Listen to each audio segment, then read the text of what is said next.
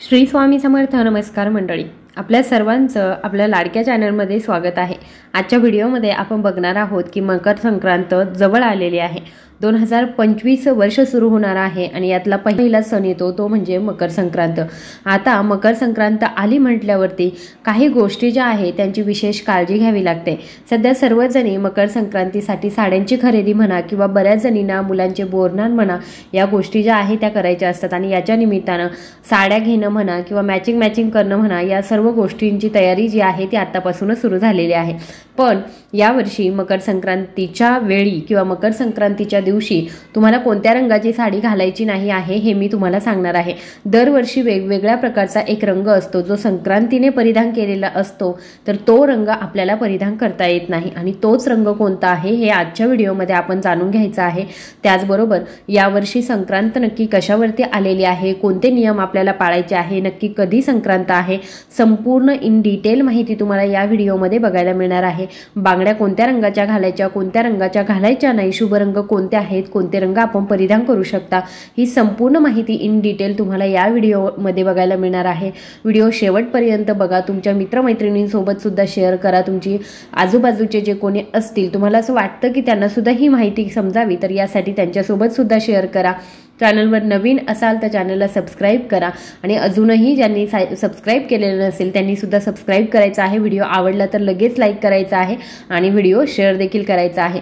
तर बघा, मकर संक्रांती जो सण आहे तो संपूर्ण भारतामध्ये साजरा होतो. दरवर्षी 14 जानेवारीला किंवा मग 15 जानेवारीला हा सण येतो. आता यावर्षी जो संक्रांतीचा सण आहे तो 14 जानेवारी रोजीच असणार आहे. जेव्हा सूर्य मकर राशीमध्ये प्रवेश करतो तेव्हा हा सण साजरा केला जातो. मकर संक्रांत हा कापणीचा सण म्हणून सुद्धा ओळखला जातो. पंचांगानुसार 2025 मध्ये मकर संक्रांतीचा सण जो आहे तो 14 जानेवारीला आहे आणि वैदिक दिनदर्शिकेनुसार बघा 14 जानेवारीला हा सण आहे. या दिवशी सूर्यदेव जे आहे ते सकाळी 9:03 मकर राशीमध्ये प्रवेश करणार आहे आणि मकर संक्रांतीचा सण जो आहे तो आपण तेव्हापासून सुरू करणार आहोत. मग शुभ मुहूर्त कुठला आहे तर 9:03 पासून तर संध्याकाळी 5:46 पर्यंत गंगेमध्ये स्नान करण्याचा आणि कोणत्याही वस्तू दान करण्याचा या दिवशी मुहूर्त जो आहे तो 9:03 पासून तर 5:46 पर्यंत असणार आहे. तर बघा, या शुभ मुहूर्तावरती आपण गंगेत जाऊन स्नान करू शकतो, दान करू शकतो, कारण याचं फळ आपल्याला जास्तीत जास्त मिळत असतं. हा जो कालावधी आहे हा 8 तास 42 मिनिटांचा पवित्र कालावधी असणार आहे आणि या कालावधीमध्ये आपण ह्या गोष्टी ज्या आहेत त्या करायच्या आहे. आता बघा, मकर संक्रांतीच्या दिवशी आपल्याला सर्वात महत्त्वाचं काय करायचं आहे, ब्रह्ममुहूर्तावरती उठायचं आहे, स्नान करायचं आहे. आंघोळीच्या पाण्यामध्ये पाण्यामध्ये गंगाजल आणि तुळशीची पाने टाकून आपण आंघोळ करायची, नवीन कपडे घालायचे, त्यानंतर तांब्याच्या भांड्यात पाणी भरून सूर्यदेवाला अर्पण करायचं. त्यामध्ये कुंकुम, तांदूळ आणि तीळ सुद्धा मिसळायचे आहे. सूर्यदेवांची पूजा करणं या दिवशी विशेष महत्त्वाचं असतं. त्याचबरोबर संक्रांतीच्या दिवशी आणखी काय महत्त्वाचं असतं हे जर विचाराल, महिलांना हे सर्वांना माहीत आहे की बांगड्या घालणं आणि साडी नेसणं या गोष्टी ज्या आहेत या फार महत्त्वाच्या असतात. कोणत्या रंगाची साडी नेसावी हा प्रत्येकीलाच प्रश्न असतो. तर बघा, यंदाची जी संक्रांत आहे तर संक्रांतीचं वाहन जे आहे ते वाघ आहे आणि उपवाहन जे आहे ते घोडा आहे आणि यावर्षी संक्रांतीने पिवळे वस्त्र परिधान केलेले आहे, हातामध्ये गदा घेतलेली आहे, शस्त्र गदा आहे, केशराचा टिळा लावलेला आहे आणि वयाने ही संक्रांती कुमारिका आहे. त्याच्यामुळे लक्षात ठेवा, यावर्षी आपण पिवळ्या रंगाची साडी किंवा पिवळ्या रंगाचे कपडे जे आहे ते मकर संक्रांतीच्या दिवशी परिधान करायचे नाही. बाकी सर्व रंगांचे कपडे जे आहे ते आपण परिधान करू शकतो. बहुतेक वेळा काय होतं की आपण काळ्या रंगाचे कपडे जे आहेत तर तेच परिधान करतो. मकर संक्रांतीला आपल्याला काळ्या रंगाचे कपडे परिधान करणं विशेष महत्त्वाचं मानलं जातं. पण एक जो रंग असतो तर तो आपल्याला परिधान करणं वर्ज्य असतं, कारण संक्रांतीने जो रंग परिधान केलेला आहे तो महिलांनी परिधान करायचा नाही असं सांगितलं जातं. म्हणून आपण हा रंग जो आहे पिवळा रंग, तर पिवळ्या रंगाची साडी जी आहे ती अजिबात चुकूनही नेसायची नाही आहे. आता बघा, वासाकरिता या संक्रांतीने जाईचं फूल हातामध्ये घेतलं आहे, जाती सर्प आहे, धारण केलेले आहेत मोती, वारनाव आणि नक्षत्र नाव जे आहे ते महोदरी आहे आणि पूर्वेकडून पश्चिमेकडे जाताना ही संक्रांत जी आहे ती दिसत आहे. तर अशा पद्धतीने बघा आपल्याला ही संपूर्ण माहिती जी आहे ती तर मिळालेली आहे। आता संक्रांतीने ज्या वस्तू परिधान केलेल्या आहेत त्या वस्तू महाग होतात। आता मेन म्हणजे जे आपण व्हिडिओमध्ये बघणार आहोत तर कोणत्या रंगाची साडी चुकूनही घालायची नाही, तर पिवळा रंग जो आहे तो परिधान करायचा नाही। मग शुभ रंग कोणते आहे तर बघा लाल रंग, सर्वात महत्त्वाचा लाल रंग। लाल रंग किंवा लाल वस्त्र जर परिधान केलं तर ते महालक्ष्मीला सुद्धा आवडतं। महालक्ष्मीचा आवडता रंग जो आहे तो सुद्धा लाल रंग आहे आणि लाल कमळावर सुद्धा महालक्ष्मी जी आहे ती विराजमान असते।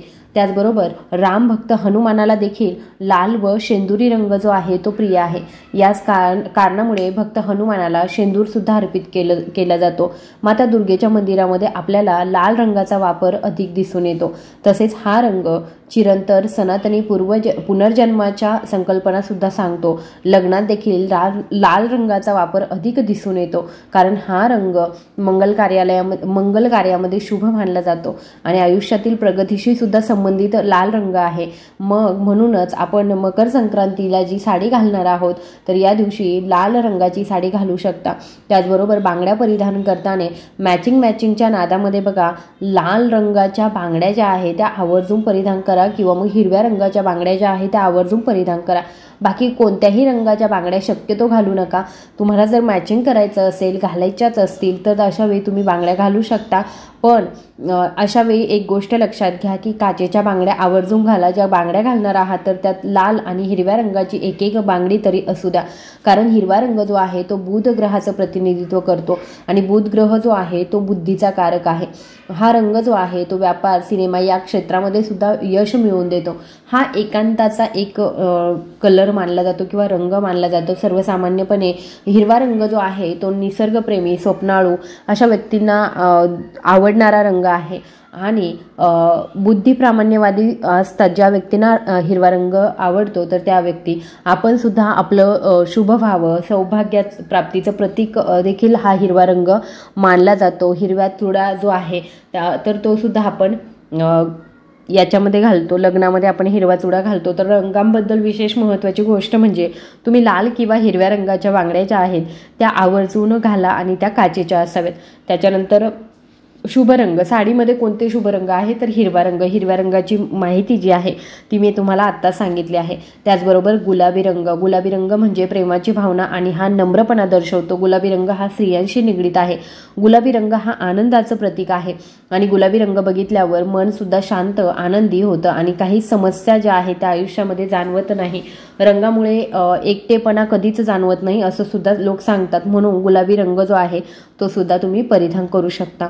त्याच्यानंतर पुढचा जो रंग आहे तर तो आहे हिरवा रंग। हिरवा रंग तर ऑलरेडी सांगून झालेला आहे। मग तुम्ही हिरवा, लाल, जो केशरी रंग असतो तो सुद्धा सकारात्मक ऊर्जेचा रंग मानला जातो, तर हा रंग सुद्धा तुम्ही परिधान करू शकता। असे जे रंग आहेत ते तुम्ही परिधान करू शकता। काळा रंग सुद्धा मकर संक्रांतीच्या दिवशी तुम्ही परिधान करू शकता आणि फक्त पिवळा रंग जो आहे तो तुम्ही परिधान करू शकत नाही। निळा रंग सुद्धा यावर्षी तुम्ही परिधान करू शकता। त्याचबरोबर लाल हिरवा जो आहे तो विशेष रंग आहे की जो आपण परिधान करायला पाहिजे, कारण हा रंग जो आहे तो शुभतेचं प्रतीक मानलं जातं। बाकीचे जे रंग आहेत, आता केशरी रंग जो आहे, भगवा रंग जो आहे तो ज्ञान, त्याग, शौर्य, पवित्रता आणि सेवा यांचं प्रतीक आहे।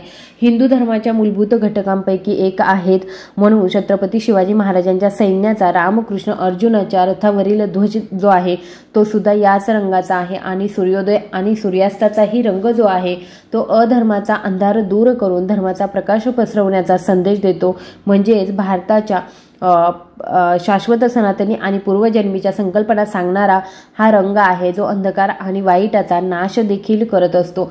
त्यामुळे तुम्ही केशरी रंगाची साडी सुद्धा या वटपौर्णिमेच्या दिवशी घालू शकता। त्याच्यानंतर पाचवा जो रंग आहे तो म्हणजे जांभळा। तर हा जांभळा रंग सुद्धा शुभतेचं प्रतीक आहे। आपण बहुतेकदा शुभ कार्यांमध्ये जांभळा रंग सुद्धा वेअर करत असतो आणि हा एक शुभतेचं प्रतीक आहे, म्हणून आपण या कालावधीमध्ये मकर संक्रांतीमध्ये जांभळ्या रंगाची साडी सुद्धा घालू शकता। तर बघा बाकीचे तर सर्वच रंग तुम्ही घालू शकता, फक्त पिवळा रंग जो आहे तो शक्यतो या वर्षीच्या मकर संक्रांतीच्या वेळी अवॉइड करायचा आहे, आपल्याला घालायचा नाही। त्याचबरोबर आपण साडीवरती ब्लाऊज असेल किंवा साडीमध्ये मॅचिंग म्हणून पिवळा रंग जर असेल तरीसुद्धा शक्यतो ती पिवळी साडी जी आहे ती टाळायची आहे. आपण टिकली जी आहे ती सुद्धा पिवळ्या रंगाची लावू नये, तर आपण टिकली जी आहे ती सुद्धा लाल रंगाची लावा. आणि त्याचबरोबर आपल्या हातातल्या बांगड्या ज्या आहे त्या शक्यतो जर तुम्हाला शक्य असेल तर हिरव्या रंगाच्या आवर्जून घाला. तर अशा पद्धतीने ही जी मकर संक्रांत आहे तिच्याबद्दल तुम्हाला शंका ज्या होत्या त्या नक्कीच दूर झाल्या असतील. बांगड्या ज्या आहेत तर बांगड्यांचे नियम जे आहे त्याच्यामध्ये बघा, बांगड्या शक्यतो हिरव्या रंगाच्या आणि काचेच्याच बांगड्या घालायला पाहिजे. त्याचबरोबर महिलेच्या हातामध्ये नेहमी बांगड्या ज्या आहेत त्या असायला पाहिजे. बांगड्या शक्यतो काळ्या रंगाच्या घातल्या जात नाही, काळ्या आणि पांढऱ्या रंगाच्या बांगड्या ज्या आहेत त्या अजिबात घालायच्या नाहीत. तर अशा पद्धतीने नक्की तुम्हाला ही माहिती आवडली असेल तर जास्तीत जास्त महिला वर्गापर्यंत शेअर करा. धन्यवाद.